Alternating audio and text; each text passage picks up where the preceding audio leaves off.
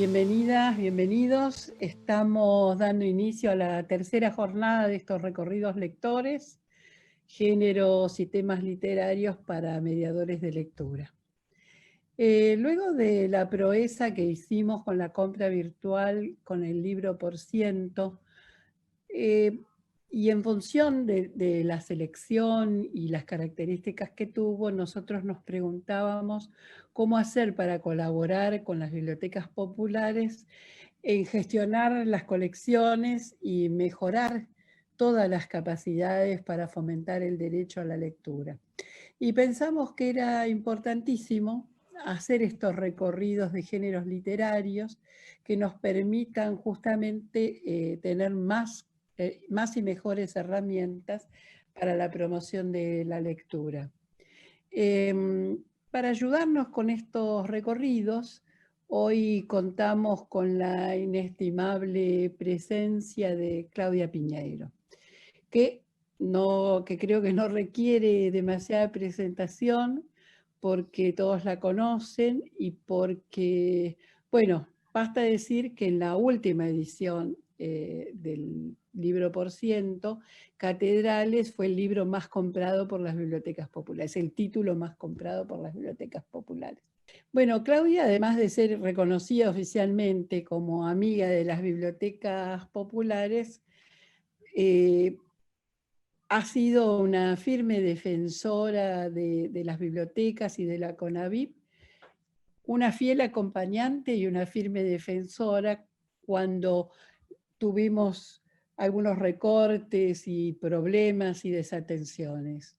Y también en las buenas, en el día de ayer, Claudia nos representó en la TV, contó para todos los públicos que hacen las bibliotecas, que hace la CONAVIP, leyó parte del poema colectivo con el cual llevamos adelante el acto central de los festejos por los 150 años.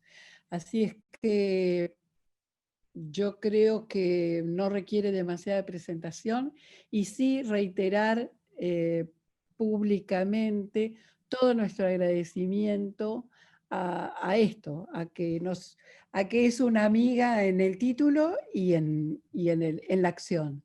Y bueno, nada más, con esto lo dejamos con ella. Luego van a tener espacio para preguntas e intercambios cuando termina, y después vamos a pasar unos avisitos de la aldea. Claudia, cuando quieras, gracias. Gracias, María del Carmen. Bueno, muchas gracias por invitarme. La verdad que siempre es un gusto estar con ustedes compartiendo lecturas, intereses, recorridos lectores, como dijiste vos. A mí se me había ocurrido para esta charla le pusimos un título porque había que ponerle un título, y el título es Apuntes sobre la educación sentimental que no. Y que tiene que ver un poco con pensar cómo fuimos siendo educados, quizás sin darnos cuenta, a través de, en este caso, la literatura, pero no es solamente la literatura, sino otros productos culturales también, como pueden ser las películas, las series, etc. A mí me pasó una anécdota que cuento cuando hablo de esto de la educación sentimental, que me gusta traer a colación, que es algo que me pasó a mí. Yo estaba en un evento en el cual cantaba una cantante que a mí me gusta mucho, y cuando estaba cantando una de las canciones del recital, a mí me empezó a doler el estómago, muy fuerte, ¿no? Una sensación de esto no me gusta, y por supuesto que no era la cantante, porque la cantante me gusta. Entonces empecé a prestar atención a la letra de lo que estaba escuchando, y lo que estaba escuchando era el estribillo de una canción que decía: quisiera morir ahora de amor para que supieras cuánto y cómo y cuánto te quería. Quisiera morir, quisiera de amor para que supieras. Repito, porque lo dije mal. Quisiera morir ahora de amor para que supieras cómo y cuánto te quería. Quisiera morir, quisiera de amor para que supieras. Cuando presté atención a este estribillo dije, no, yo no quiero morir de amor, y mucho menos para que alguien sepa cómo y cuánto lo quise, y no quiero que mueran de amor ni mi hija, ni las amigas de mis hijas, ni las hijas de mis amigas.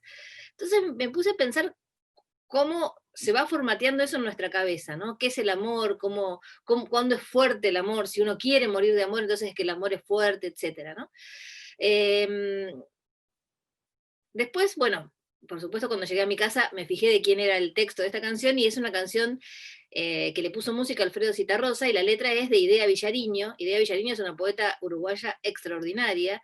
Esto no, digamos, que me pasó con este poema, no es para, digamos, para pensar no hay que leer estos poemas, ni muchísimo menos, sino simplemente para entender cómo se nos va formateando la cabeza con estos modelos, y tenerlo en cuenta, ¿no? La canción de Zitarrosa se llama La canción y el poema. Zitarrosa también me encanta, Idea Villariño me encanta, pero la verdad es que al escuchar ese texto y decir, quisiera morir de amor para que sepas cuánto y cómo te quise, mi reacción fue, no quiero. Pero en otro momento de mi vida, mi reacción hubiera sido, sí, qué lindo sentir un amor así, que me lleve a morir de amor por alguien, etcétera, ¿no? Me parece que eso tiene mucho que ver con la formación sentimental y de nosotros, y también de las nuevas generaciones, ¿no? Porque un poema aislado es un poema, ¿no? Pero en la medida que un poema, un texto, una novela, una película, una canción, una serie, se suman a otros tantos poemas, textos, novelas, películas, canciones o series, entonces se empieza a armar en nuestro inconsciente colectivo, modelos de lo que es el amor, de lo que es ser mujer, de cómo debemos relacionarnos con el otro, de cómo debemos querer, de cómo debemos ser madres, de cómo debemos cuidar al otro o no cuidarlo, cómo debemos sacrificarnos, y tantos otros roles que fueron históricamente atribuidos a las mujeres. Esto va cambiando de a poco, pero digamos que en general todo este tema del sacrificio por el amor y el sacrificio por el cuidar al otro, ¿no? Porque lo amás, entonces tenés que sacrificarte y cuidarlo, dando el tiempo gratuito tuyo y demás, y todo lo que tiene que ver con las leyes de cuidado, que en alguna otra charla las podemos tocar. Históricamente se te atribuyeron al campo de lo femenino, ¿no? Las encargadas de todo esto somos las mujeres. Entonces, más allá de las discriminaciones a otras feminidades también, ¿no? Pero sin darnos cuenta que de tanto escuchar esto se nos va haciendo conducta, ¿no? Se nos va haciendo conducta porque parece que tenemos que satisfacer esos modelos. Seguramente también hay un modelo de educación sentimental para los hombres. Lo que pasa es que, como en este caso estamos hablando, quiero hacer esta charla desde el punto de vista de la educación sentimental de las mujeres y otras feminidades, ¿no? Bueno, el tema de la frase educación sentimental, el nombre de esto, está tomado de un libro de Gustavo Flaubert, que se llamaba así, La educación sentimental. En ese libro, el protagonista no es una mujer, sino que es un hombre, se llama Frédéric Moreau, y este hombre se enamora de una mujer casada perdidamente, de una mujer más grande que él.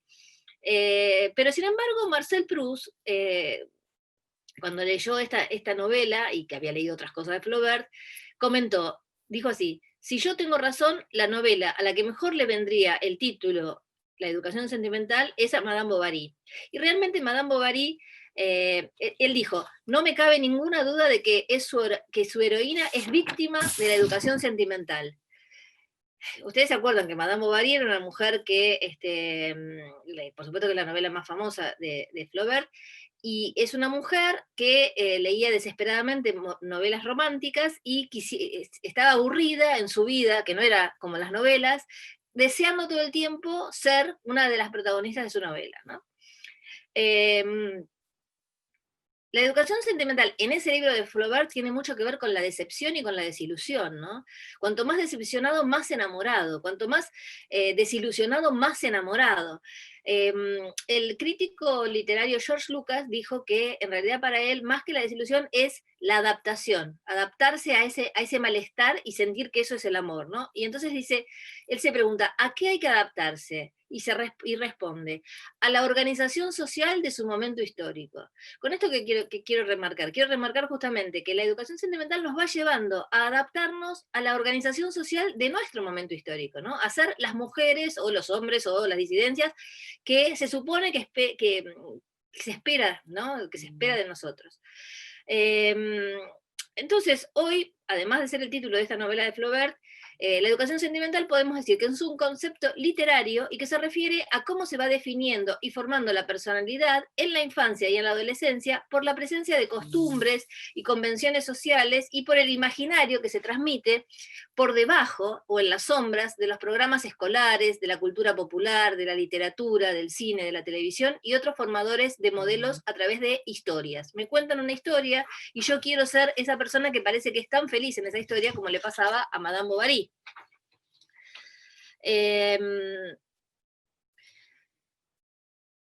Una cosa que han estudiado bastante es que a veces la educación sentimental todavía se refuerza más en momentos de represión de todo tipo, ¿no? Esto lo estudió mucho Carmen Martín Gaite para la época del franquismo en España, si les interesa.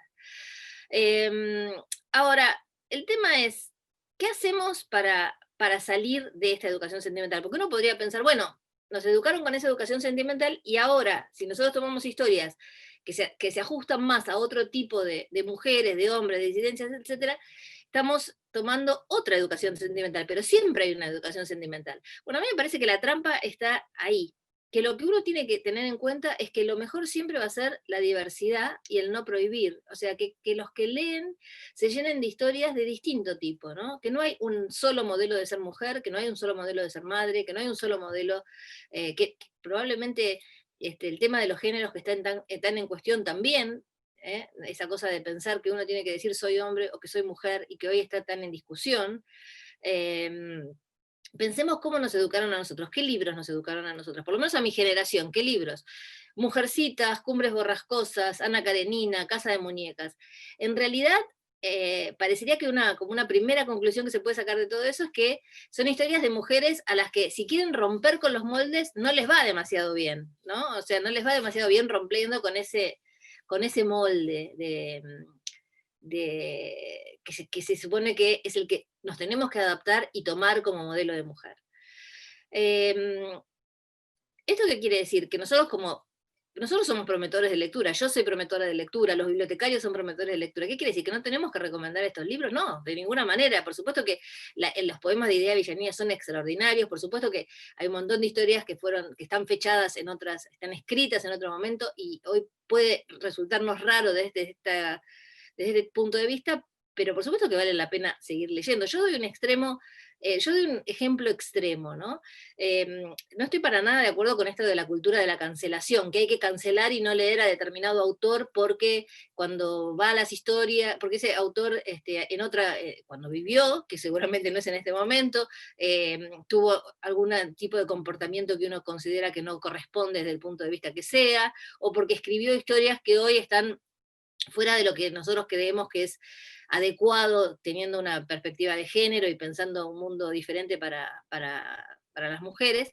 No estoy de acuerdo con la cancelación y con no leer a esos autores, pero doy un ejemplo extremo justamente para pensar, bueno, ¿y qué hacemos entonces? Neruda tiene un libro que se llama Confieso que he vivido. Confieso que he vivido es la biografía de Neruda, ¿no? Neruda cuenta historias que son biográficas, o sea que uno ni siquiera puede pensar que lo que él está contando ahí digamos, es una ficción que él inventa para sus personajes. Confieso que he vivido es una autobiografía y por lo tanto lo que él está contando ahí está diciendo que él vivió eso que está ahí. En Confieso que he vivido hay un texto donde él cuenta cuando él estuvo, creo que de embajador o de algún tipo de cuestión de relaciones exteriores de su país en el Asia, en un país asiático. Él está en un hotel, en un bungalow, y todas las mañanas entra una mujer de color a limpiar la letrina. La letrina en ese bungalow, porque en esa época era así, es un hoyo en el piso donde hay un recipiente donde cada uno hace lo que tiene que hacer y después viene una persona, una mujer, y se lleva la letrina, la limpia y la vuelve a traer. Neruda cuenta en ese texto que esta mujer lo sobrecoge de belleza, ¿no? O sea, es una mujer que a él le parece sumamente bella y cada vez que entra se la queda mirando de una manera muy apasionada, y hasta que un día la mujer entra y él la viola y lo cuenta. Él cuenta cómo la pone sobre la cama, cómo ejerce violencia sobre ella para ponerla sobre la cama, que la pone cómo esta mujer no se resiste como... y él digamos, lo cuenta de esta manera, ¿no? Esta sensación de que el poder, o sea, el poder es el blanco, es el que viene de visita al hotel, y yo soy una persona que no puedo ejercer poder, una mujer que no puede ejercer poder, entonces ella se somete a lo que este hombre le hace. Él relata que ella está con los ojos clavados en el techo, etc. Y nada, sigue contando lo bien que es para él hacer eso, a pesar de que ella está con los ojos clavados en el techo y que no responde a ninguna de las cuestiones del acto sexual que él le propone, simplemente se deja violar. Y sigue con otro relato. Ahora yo digo, durante todos estos años, el año pasado yo creo que hubo un grupo de mujeres que cuando le iban a poner Pablo Neruda a un aeropuerto, se opusieron en Chile, ¿no? Justamente por esto. Yo hasta ese momento no sabía nada de este pasaje. Yo he leído Confieso que he vivido y no me di cuenta cuando pasé por esa página. Yo creo que mucha gente debe haber leído y ni nos dimos cuenta. O sea, no me quedó registrado, che, qué barbaridad lo que está contando, y que lo está contando con tanta naturalidad, ¿no? Como te cuento esto, como después te cuento otra cosa, 10 páginas más adelante, totalmente diferente. Entonces, ¿qué es lo que me parece a mí que hay que hacer con esas lecturas? Justamente tomar conciencia y no pasar de largo, sorprenderse, decir, pero ¿qué me está contando esta barbaridad? Y sí, me está contando esta barbaridad porque en esos momentos parecía que se podía hacer esto con el cuerpo de una mujer y no pasaba nada. Entonces digo, ¿no vamos a leer Confieso que he vivido por esto? No. ¿Vamos a cancelar a Neruda por esto? No, por supuesto que no. Ahora, lo que sí no podemos hacer es pasar por una página como esta sin que nos deje una marca, sin que nos preguntemos, ¿qué está pasando acá? ¿Cómo puede ser que se cuente esto y no haya pasado absolutamente nada, ¿no? Yo quería compartir con ustedes algo de estas lecturas, algo de este recorrido del lector, invitándoles a leer algunos textos que tengo acá, pero antes de pasar a ese último punto, quería también que habláramos, o por lo menos hablar yo para que después ustedes puedan hacer preguntas, sobre el lenguaje inclusivo, porque el lenguaje también constituye mundo, ¿no? Entonces, hay mucha discusión sobre si usar o no el lenguaje inclusivo, algunos están de acuerdo, otros no están de acuerdo, etcétera. Pero lo que me parece que está muy claro, porque también el lenguaje constituye una educación sentimental. A nosotras nos educaron a lo largo de la vida para que nos sintamos incluidas en el universal masculino. Si somos todas mujeres en un lugar y un hombre, y dice, por favor, los presentes, párense, nosotras nos paramos todas, porque fuimos educadas de esa manera. O sea, fuimos educadas sentimentalmente, no sé, lingüísticamente en este caso, para responder al universal masculino. Los hombres no tuvieron que pasar por esa educación. Y entonces hoy hay muchos que dicen, pero si ya está, ¿por qué vamos a cambiar esto si esto se entiende perfectamente? Yo creo que no es un tema de entender o no entender. Yo creo que es un tema de no nombrar, de que hay gente que queda fuera del mundo y no es nombrada. Y eso a mí me produce una incomodidad. Yo todavía no escribo con lenguaje inclusivo en la ficción. En Catedrales hay un personaje que lo usa y además se ríe después que lo usa, como que está ahí, pero cuando yo escribo no escribo con el lenguaje inclusivo, pero debo confesar que cada vez me incomoda más escribir algunas cosas sin referirme a lo femenino y a lo masculino, y entonces me queda fuera también aquello que no tiene género, ¿no? Pero digo, hay una incomodidad permanente, ¿no? Le empiezo a dar vuelta a las frases y entonces en vez de decir los, las, les presentes, entonces digo quienes están presentes, para evitar esa cosa que no nombra, porque no nombrar es no solamente ignorar el otro, sino que no exista. Yvonne Bordelois tiene un libro extraordinario de la editorial Zorzal, que si me va a salir el nombre, en este momento no me sale el nombre, pero el lenguaje, bueno, ya me va a salir, donde ella justamente dice que cuando uno va perdiendo palabras, hay palabras que uno las pierde, y al dejar de poder nombrar con esas palabras, se pierde lo que se nombra, ¿no? No sé si hay una tribu en algún lado que entre los colores no tiene algunos de los nombres que nosotros conocemos, entonces esos colores no los ven, no los pueden distinguir, mezclan colores que para nosotros son diferentes. O por ejemplo, ella da como un ejemplo los adolescentes que empiezan a usar menor cantidad de palabras y por ejemplo te dicen estoy, no sé qué dirán ahora, ¿no? En otro momento decía estoy partido, ¿no? O estoy, qué sé yo, fisurado. Entonces, si vos no sabés qué es la angustia, qué es la depresión, qué es la tristeza, qué es el cansancio, qué es un montón de palabras que uno puede ponerle al sentimiento, y entonces eso te permite analizar una gama de sentimientos, se anulan todas esas gamas, y pasás a ser una persona que estoy fisurada. Y bueno, ¿por qué estás fisurada? ¿Qué es lo que tenés? Entonces, esa cuestión de no nombrar, de ir perdiendo palabras, como si esas palabras no hicieran falta, y entonces vamos perdiendo y tenemos menos, nos va eliminando cosas del mundo. Me parece que el lenguaje inclusivo hay que pensarlo también de esa manera, ¿no? Como que viene a nombrar lo que no se está pudiendo nombrar. Acá me dicen que el libro de Ivonne es La palabra amenazada, es un libro que recomiendo muchísimo. Entonces, digamos, me parece que es una pelea que no hay que dar, que digamos, los hablantes definiremos a la larga si el lenguaje inclusivo continúa o no, si es con la E, si es con la X, si es de otra manera. El lenguaje siempre está en movimiento, siempre se está modificando, no es que el lenguaje se modifica cuando la RAE dice que se modifica, las personas modifican el lenguaje, el hablante modifica el lenguaje y un día viene la RAE y dice, ah, sí, bueno, ya esto está lo suficientemente extendido, lo cambiamos. Me pasó hace poco, creo que fue el año pasado, o el anterior, no recuerdo, me parece que fue el año pasado, que fue el Congreso de la Lengua en Córdoba. El Congreso de la Lengua vino la RAE a la ciudad de Córdoba, siempre se hace cada 2 años en distintas ciudades de países de habla hispana. Y estábamos todos muy como ansiosos por saber los nombres de las mesas y si se iba a hablar del lenguaje inclusivo. Había una serie de módulos, y en esos módulos había una serie de mesas. En ningún módulo, y en ninguna de las 5 o 8 mesas de los módulos que había en cosas, estaba la palabra inclusivo, y lo que dijo la RAE en su momento, cuando hubo una conferencia de prensa, es, no hace falta porque no es un tema que esté en discusión. Bueno, no hubo ninguna mesa, ningún módulo, pero en casi todas las mesas se habló del lenguaje inclusivo.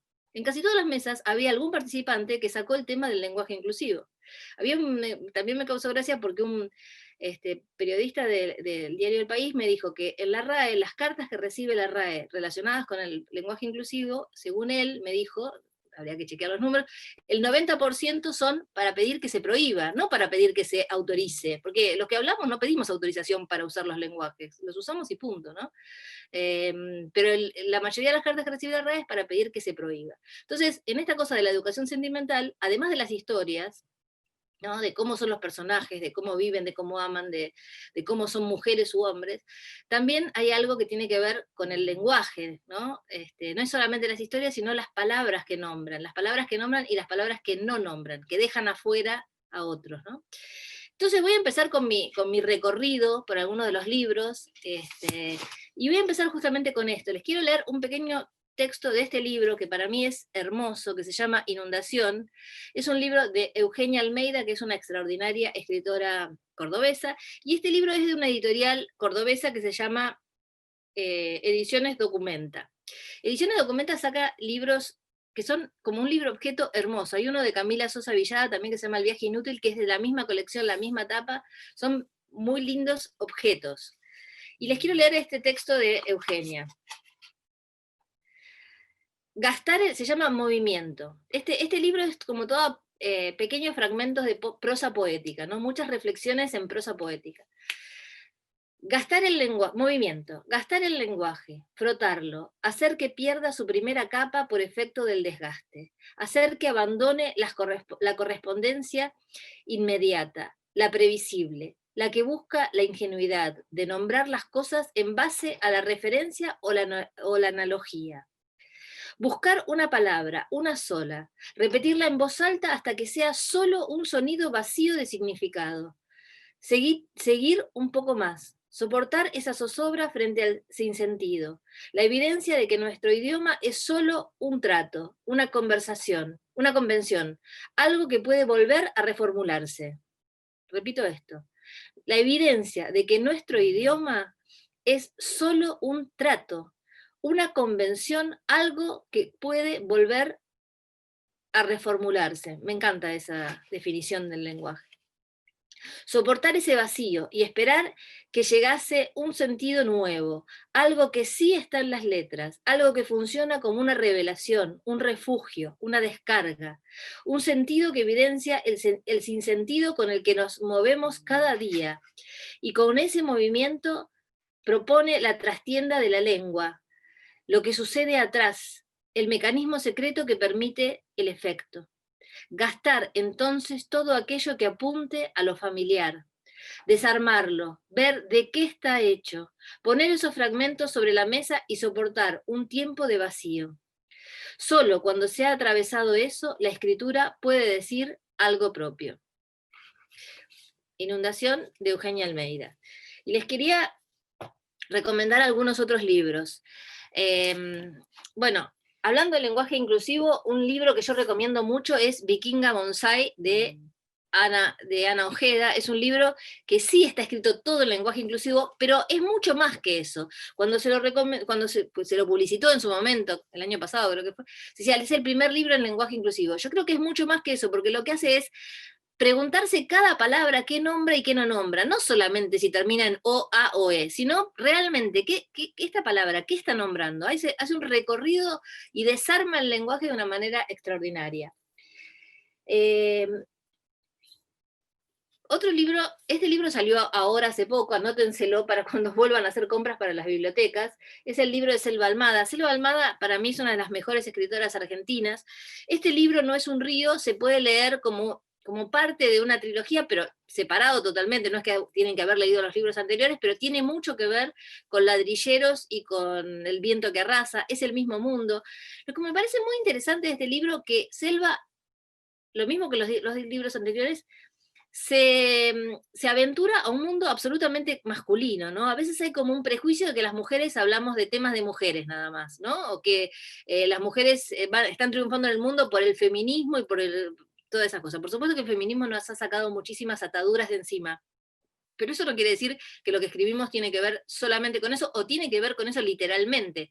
Yo no tengo dudas que Selva Almada se mete en este mundo de hombres con una mirada que es propia de ella, y ella es una persona con una cabeza abierta y una cabeza que también ha tenido mucho que ver con el movimiento feminista, pero es un mundo de hombres, es un mundo de isleños que viven en las orillas del Paraná, que salen a pescar, dos amigos que llevan al hijo de un amigo muerto, y en esa cosa varonil de ese mundo de hombres hay mucho de la violencia de los hombres, pero también hay amistad, y hay honor, y hay compañerismo, otros códigos de lo masculino también, ¿no?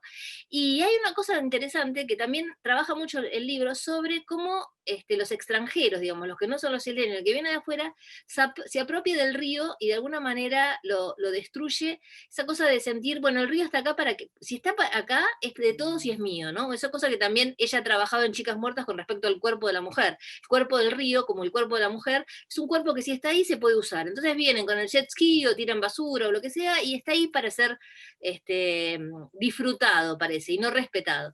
Realmente, además, Selva tiene una prosa extraordinaria, se los recomiendo mucho.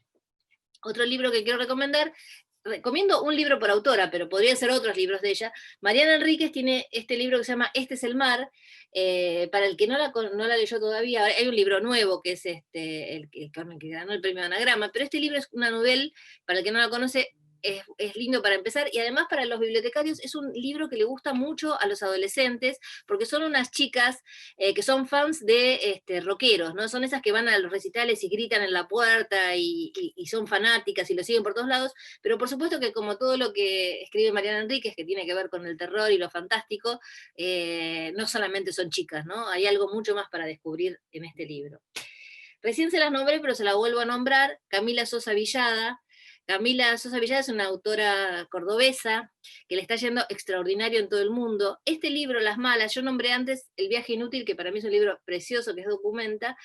Las Malas, es un libro donde se cuenta una historia de un mundo y un grupo de travestis en Córdoba, y cómo, la verdad que me impresiona mucho cómo este libro le está yendo bien en otras partes del mundo, y cómo la crítica y amigos escritores, etcétera, reconocen la pluma de Camila y su maestría para contar estos mundos, ¿no? Yo me sorprendí mucho leyendo este libro, la verdad que entendí muchas cosas que no entendía antes, se los recomiendo mucho, Las malas de Camila Sosa Villada.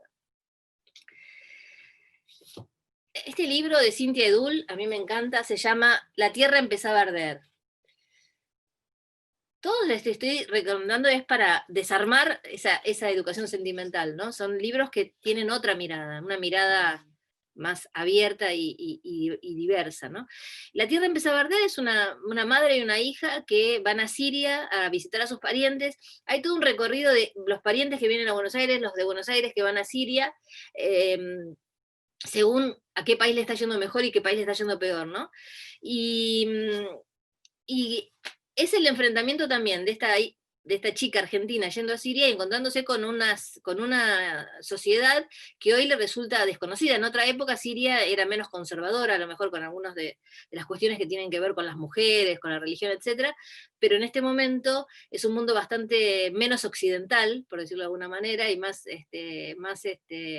moderno, con muchos prejuicios con respecto a la mujer y cómo tiene que ser la mujer, etcétera. Y Cynthia Edul es una gran escritora. Entonces se van a encontrar con un texto muy bien escrito y una historia diferente, ¿no? Porque a mí me encanta cuando me llevan a países que no son los que yo conozco particularmente, ¿no? Y que te metan en familias y en historias y en gente que no son las que habitualmente tengo a mi alrededor. Me encanta que la literatura sea también enseñarme otros mundos, ¿no?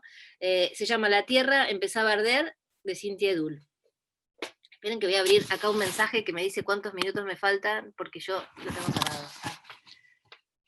Perfecto. Nos queda muy poquito tiempo. Entonces voy a recomendar algunos poquitos más. Este libro de Belén López Peiró, Belén es una autora joven, creo que es su primer libro, ahora está por sacar el segundo, y es una historia de una chica a la que todos los veranos va a visitar a sus parientes, a San Pedro, por ahí, no me acuerdo si era San Pedro, y tiene un tío que abusa de ella todos los veranos. Por eso este título, ¿Por qué volvías cada verano?, tiene que ver con su recorrido una vez que lo dice y que empieza a hacer las denuncias, su recorrido frente a gente que, entre otras preguntas que no corresponden, le preguntan ¿por qué volvías cada verano? Como si una niña, una joven, una adolescente pudiera decidir qué hacer para que no abusen de ella, ¿no? Es un libro muy, muy fuerte, y me parece que es un libro que es muy interesante leer. ¿Por qué volvías cada verano? Bueno, Samantha Schweblin ya deben tener este libro. Yo estaba tratando de recomendarles también algunos que sé que no tienen, pero de Samantha Schweblin cualquier cosa que tengan seguramente a sus lectores les debe haber gustado mucho. Distancia Rescate propone una reflexión también, además de sobre otros temas, sobre la maternidad, ¿no? Porque Distancia Rescate quiere decir esa obsesión que tenía uno de los personajes de decir cuánto me puedo alejar de mi hijo que me permita que si hay una cosa tremenda por la que tengo que volver, llego a rescatarlo, ¿no? De ahí viene el título Distancia de Rescate. Este libro fue un libro éxito del año pasado, espero que lo tengan en sus bibliotecas, se llama Come Tierra, es de Dolores Reyes, y Dolores Reyes es una escritora que vive en el conurbano y relata el conurbano de una manera extraordinaria. Come Tierras es la protagonista de esta novela, que es una mujer que puede ver qué le pasó a otras mujeres que aparecieron muertas comiendo la tierra de donde apareció el cuerpo, tiene visiones. Tiene algo de Rulfo este texto, ¿no? Esa cosa muy de la tierra, de la cosa popular, de un realismo, una cosa del realismo mágico, pero que uno podría decirlo en Argentina, en Latinoamérica, en las tierras de Rulfo, estas cosas pueden pasar, ¿no? Puede pasar esto, que en el conurbano haya una chica que come tierra y entonces se entiende qué le pasaron a las otras mujeres que ya no tienen voz. Estas mujeres le hablan a través de eso, ¿no? No sé si tengo tiempo de recomendar unos libros más o no. Si no me ponen nada acá en el mensaje, recomiendo unos más y cuando aparece María del Carmen Bianchi yo cierro. Ariana Harvitz, Mata mi amor. Ariana es una autora argentina que ahora está viviendo en Francia. Este libro, Mata mi amor, el año pasado hicieron una obra de teatro también con él, es buenísimo. Tiene una prosa más difícil que otras de las prosas que les recomendé, extraordinaria en la que hay que meterse, a veces son párrafos y párrafos donde no hay un punto. Es un gran ejercicio de lectura y son historias siempre con un punto de vista muy interesante. Es una escritora muy inteligente desde mi punto de vista. Bueno, yo creo que con esto no los quiero llenar de libros, podemos seguir hablando un montón de tiempo más sobre los libros, pero me gustaría para terminar esta parte mía y después que venga María del Carmen y nos dé las preguntas que ustedes hicieron, leerles también poesía, porque me parece que poesía también es algo que tiene que estar en todas las bibliotecas y que se pueda compartir con los lectores. Y le quiero leer una poesía que tiene también que ver para mí con todo lo que estuvimos hablando, que es una poesía de Claudia Massín, y esta que yo elegí se llama París, Texas, y con esto me despido y vuelve María del Carmen. Me gustaría contarte lo que veo, hablarte, de los hoteles abandonados apareciendo de la nada, en el medio de la carretera como castillos solitarios, cuyos puentes levadizos hubieran sido dinamitados hace tiempo. Me gustaría contarte lo que veo, pero es imposible hallar un dolor que condescienda. Perdón, voy a leer el último párrafo porque... Me gustaría contarte lo que veo, pero es imposible hallar un dolor que condescienda a ser narrado. ¿Vale la pena, entonces, emprender tan largo viaje para ir de un extremo a otro del silencio? También es imposible. Callar por completo. Sé que terminaré por llamarte, como se llama a alguien cuando se está a oscuras, sin el auxilio de la voz. Un estremecimiento semejante al de esas luciérnagas, que al chocar contra un parabrisas en la ruta, se deshacen esparciendo una nube pequeña de polvo y luz. Y esa, quizás, es una idea de un encuentro. Bueno, estoy esperando. Bueno, yo estoy queriendo entrar, ahí me deja, mira. El anfitrión no me dejaba. Yo te oía que vos me decías que entre, pero no era que yo no quería, sino que la cámara estaba... No, nunca, no te abandonaría jamás como vos nunca nos abandonaste a nosotros. Bueno, hay muchas preguntas, muchos comentarios. Bueno, en primer lugar, me gustaría decirte que hay saludos de todas partes, de Jujuy, Olavarría, Mar del Plata, Corrientes, de Mocoretá, Santos Lugares, Santa Rosa, Calamuchita, Villa Ramallo, Vértiz, La Pampa, Rosario, Arrecife, Tandil, Corzuela, Chaco, Hernández, Colón, Montemaíz, Cipolletti, bueno, de todas partes tenemos saludos. Y además pero me prende la luz, por favor, acá, por favor. Bueno, nada, se me fue la luz. Te decía que, bueno, además de los saludos cariñosos de todos y la atención con la que siguieron, tenemos algunas preguntas y comentarios. Uno de ellos te pregunta ¿en qué te inspiraste para escribir Catedrales, dado que se trata de un femicidio ocurrido hace 30 años? ¿Y cómo te inspiras en estos temas? Lo hago sintética porque es extensa. Sí, en realidad cuando yo escribo una novela, a mí las novelas me aparece, un cuento, lo mismo, como una imagen disparadora. Hay una imagen disparadora que se me instala en la cabeza y que yo la dejo, que macere, que pase el tiempo. Esas imágenes tienen que ver con algo parecido a la materia de los sueños. Uno sueña algo y no sabe exactamente por qué soñó lo que soñó. Podés empezar a tirar del hilo y decir, bueno, soñé con tal persona porque me la crucé en la calle, pero no era esa persona en el sueño, sino que era mi madre, y será porque tal cosa, y uno va tirando y tratando de entender, pero a veces no llegas a exactamente saber por qué soñaste con eso. ¿Por qué me aparece una imagen disparadora? Yo tampoco sé por qué. Lo que sí sé que el motor para la escritura tiene que ver con esa imagen y no con una idea o un tema, ¿no? Decir, voy a escribir sobre tal tema.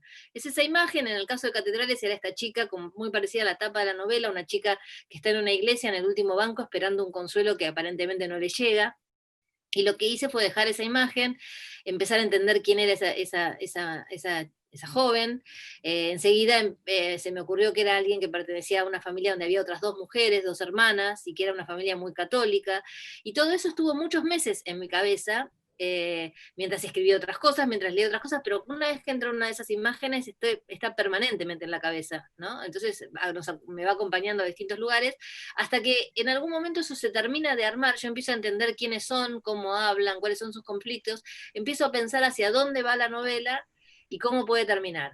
En Catedrales hay un tema particular que es los puntos de vista. Yo tenía que elegir quién contaba esta historia y me parecía que los puntos de vista tenían que ser de muchos de los involucrados, porque justamente es un crimen o es una muerte de hace 30 años atrás, que no se entiende lo que pasó y que no se va a entender hasta que cada uno de ellos haga una pequeña reflexión sobre su participación en el asunto. No quiere decir que todos tengan que ver con esa muerte, pero sí que tienen que hacer una serie, un poco de reflexión sobre qué tuve que ver yo con la muerte de Ana, ¿no? Me parece que es algo que pasa en la sociedad muchas veces, ¿no? Que suceden cosas que nosotros creemos que no tenemos absolutamente nada que ver con eso, y a lo mejor sí tenemos algo que ver. Tenemos algo que ver por no quejarnos o por no sé, yo doy un ejemplo que no tiene nada que ver con este, ¿no? Que, qué sé yo, gente que ahora nos enteramos en la pandemia que no tenía agua donde vivía para lavarse las manos, y eso está mal que no tengan agua aunque no hubiera habido coronavirus, pero nosotros vivíamos en una sociedad donde esa gente a lo mejor no tenía agua y no nos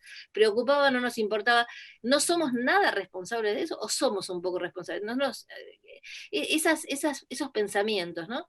Y el padre de Ana, que por supuesto hace 30 años que está buscando por su hija, llega a la conclusión también de pensar, bueno, yo podría haber hecho algo para que mi hija me hubiera podido contar cosas relacionadas con lo que le pasaba y que hubieran evitado su muerte. Esa reflexión, yo necesitaba que entonces aparecieran todos los puntos de vista para poder contar.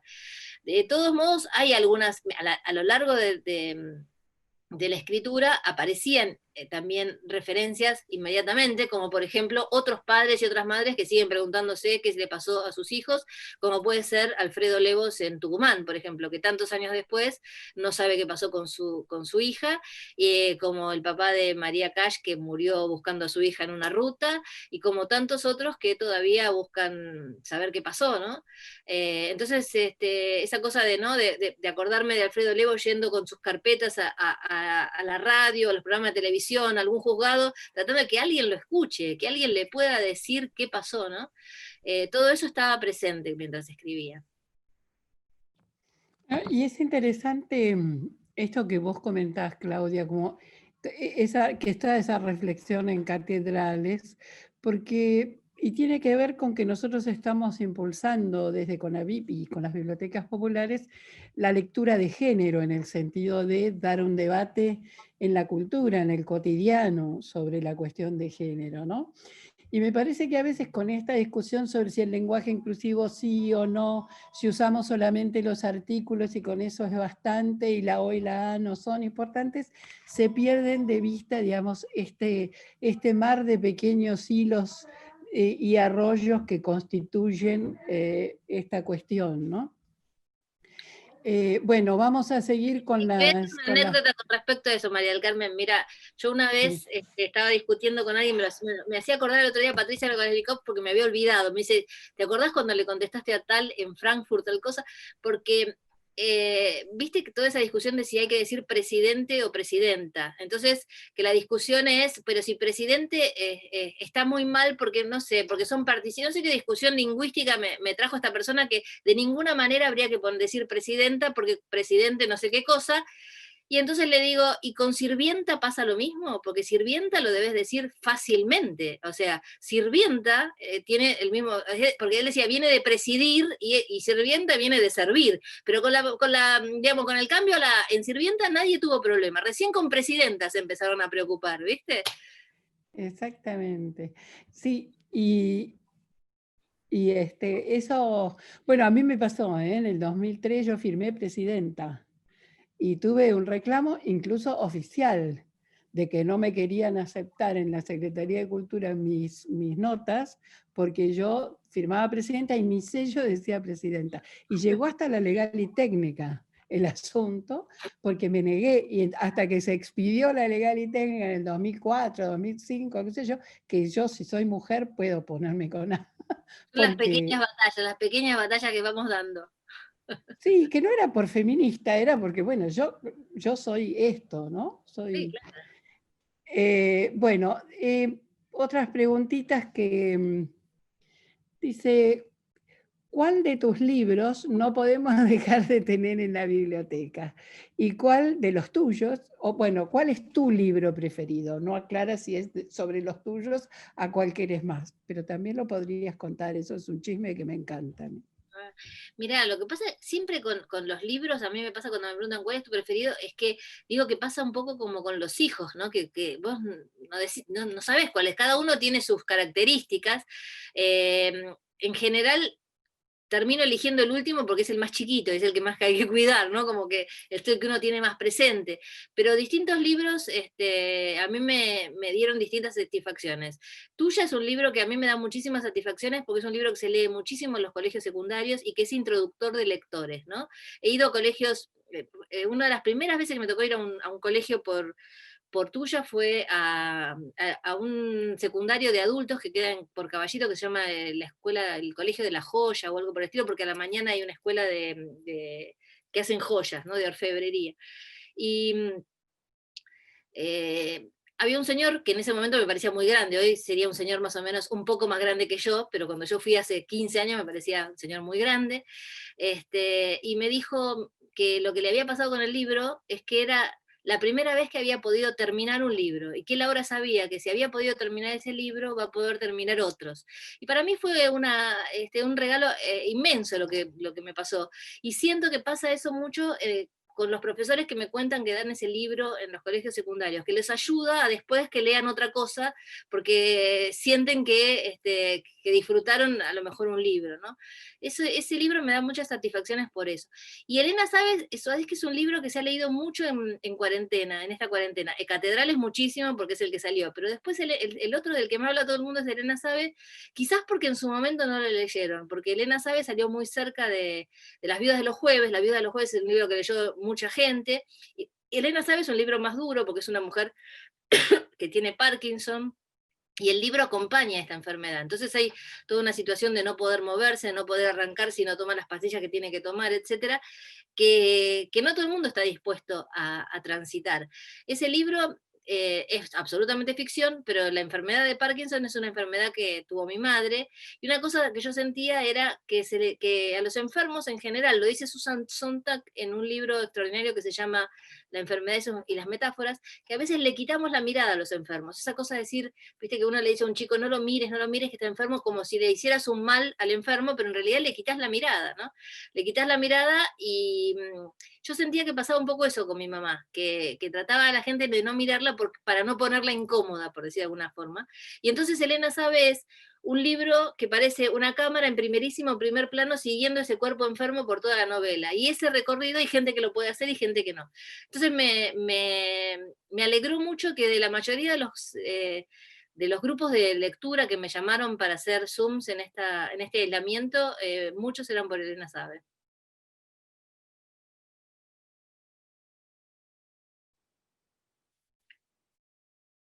Me está silenciada, María del Carmen.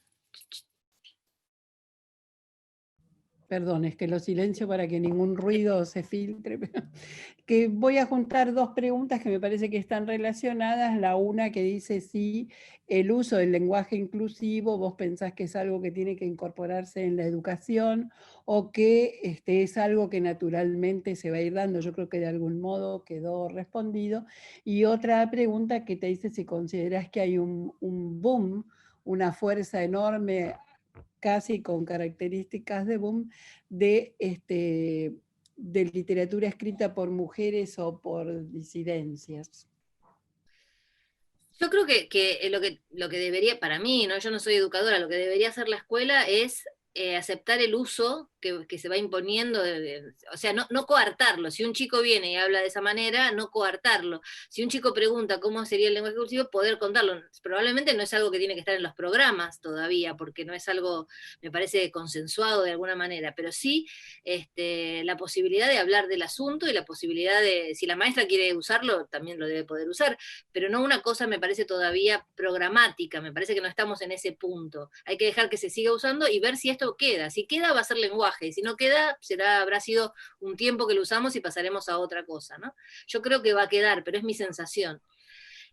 Con respecto al boom de las escritoras mujeres, hay algo que es un hecho, o sea, en los últimos 2 años en Argentina hubo una cantidad de mujeres escritoras que ganaron premios importantísimos fuera de la Argentina, extraordinaria. También hubo hombres, Guillermo Martínez ganó el premio Nadal, por ejemplo.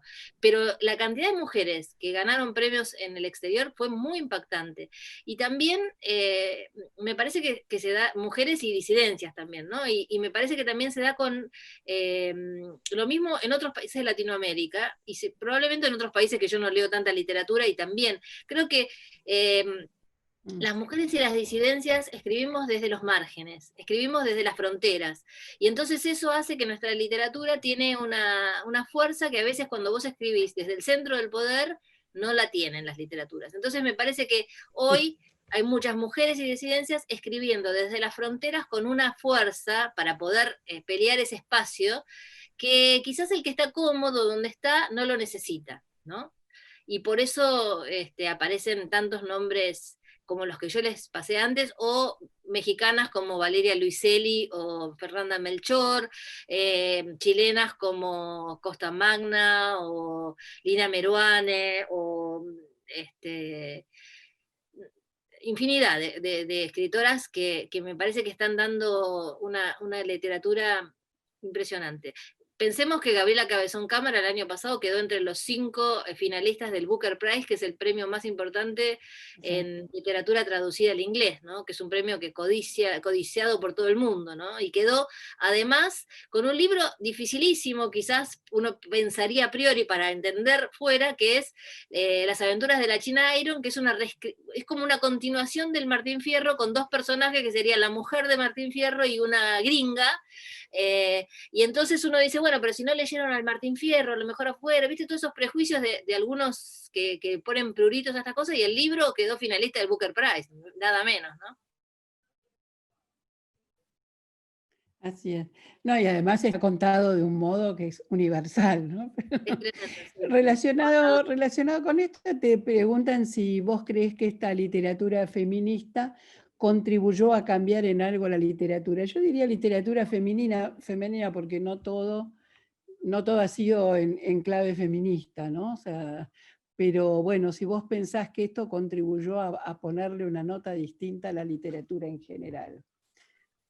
Sí, yo diría literatura escrita por mujeres y disidencias, porque como decía antes, por ejemplo, No es un río de Selva Almada cuenta un mundo masculino, pero lo cuenta una escritora que tiene una mirada, o sea, yo lo que creo, no sé, es una cosa bastante larga para hablar en otro momento, pero creo que cada vez más nos vamos acercando a algo donde todos tenemos nosotros mismos, nuestra parte masculina y femenina un poco más liberada, ¿no? Esa cosa de que podemos estar más tranquilos sacando cosas que tienen que ver con lo masculino o lo femenino, seamos lo que seamos, ¿no? Entonces yo creo que vamos hacia ese lugar, a lo mejor.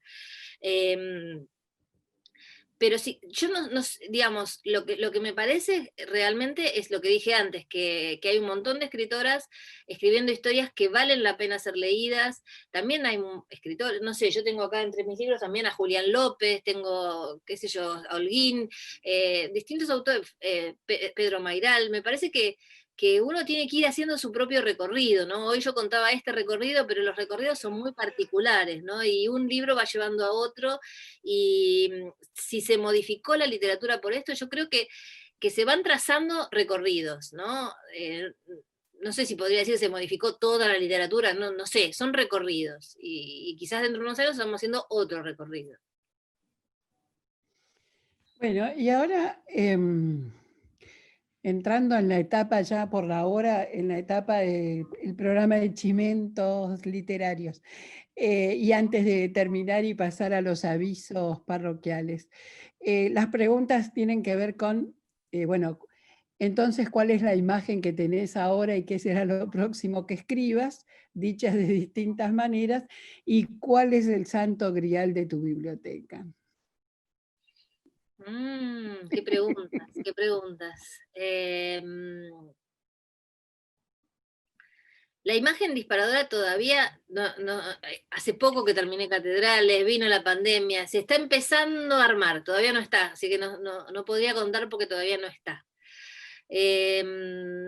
Y además, bueno, porque voy desechando cosas. Yo creo que es un momento de mucha incertidumbre con muchas cosas, ¿no? Y uno cree, sí, quiero contar esta historia, después no, decís, pero la verdad que en este mundo que estamos viviendo, ¿tendrá importancia que yo cuente esa historia que se me ocurrió? Y entonces pensás otra, ¿no? Es como que las imágenes se me van moviendo, ¿no?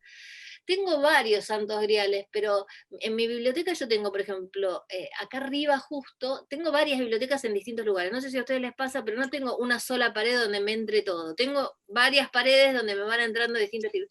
Acá tengo varios libros eh, que tienen que ver con la reflexión sobre la literatura, porque uno tiene muchos libros de ficción, de no ficción, etcétera, pero ahí tengo un estante que tiene más que ver con pensar la escritura, pensarnos como escritores. Tengo, por ejemplo, varias de la colección de las entrevistas del Paris Review a escritores, ¿no? Que uno lee entrevistas buenísimas hechas hace tiempo a escritores y también te ayudan a reflexionar. Y hay un libro que tengo acá,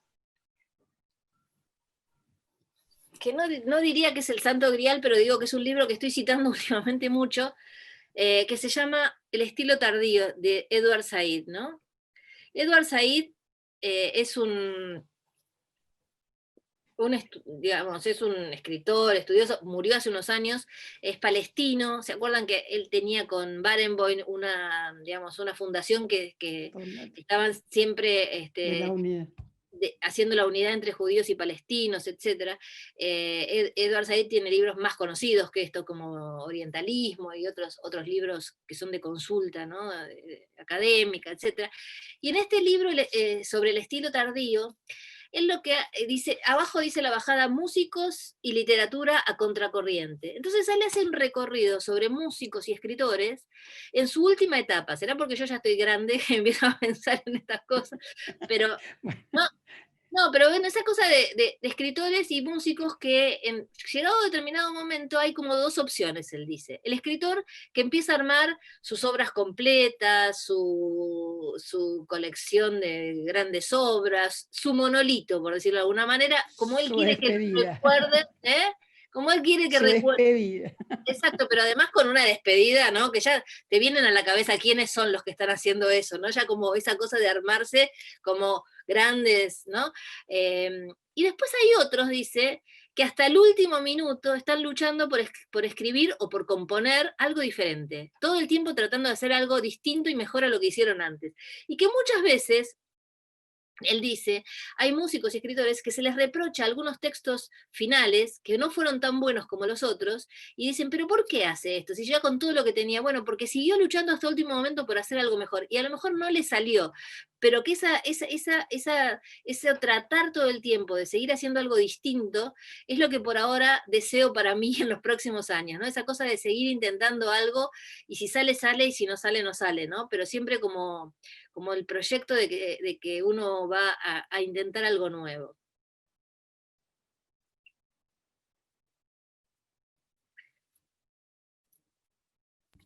Seguro que sí y que no son los últimos.